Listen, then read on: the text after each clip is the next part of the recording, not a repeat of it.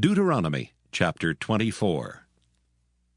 When a man hath taken a wife and married her, and it come to pass that she find no favor in his eyes, because he hath found some uncleanness in her, then let him write her a bill of divorcement, and give it in her hand, and send her out of his house. And when she is departed out of his house, she may go and be another man's wife.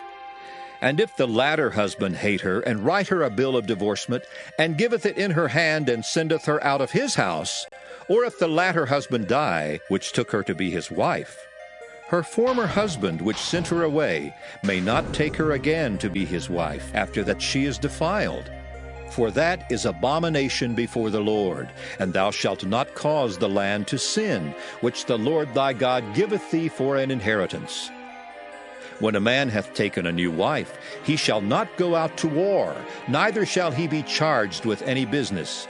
But he shall be free at home 1 year, and shall cheer up his wife which he hath taken. No man shall take the nether or the upper millstone to pledge, for he taketh a man's life to pledge. If a man be found stealing any of his brethren of the children of Israel, and maketh merchandise of him, or selleth him, then that thief shall die, and thou shalt put evil away from among you.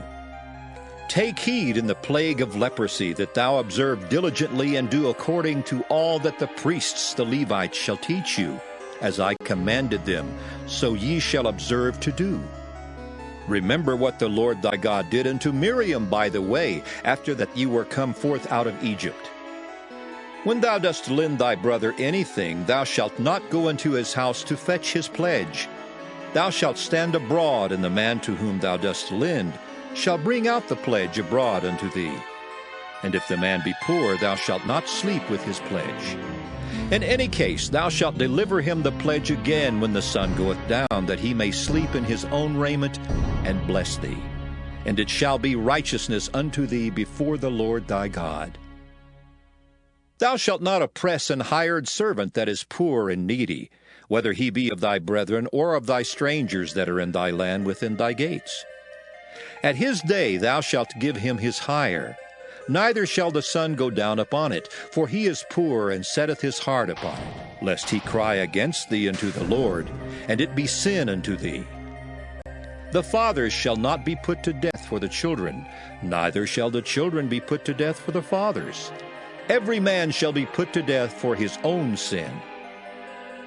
Thou shalt not pervert the judgment of the stranger, nor of the fatherless, nor take a widow's raiment to pledge. But thou shalt remember that thou wast a bondman in Egypt, and the Lord thy God redeemed thee thence. Therefore I command thee to do this thing.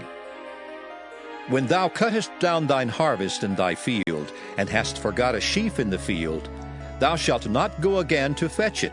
It shall be for the stranger, for the fatherless, and for the widow, that the Lord thy God may bless thee in all the work of thine hands. When thou beatest thine olive tree, thou shalt not go over the boughs again. It shall be for the stranger, for the fatherless, and for the widow. When thou gatherest the grapes of thy vineyard, thou shalt not glean it afterward.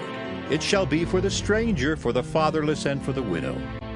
And thou shalt remember that thou wast a bondman in the land of Egypt. Therefore I command thee to do this thing.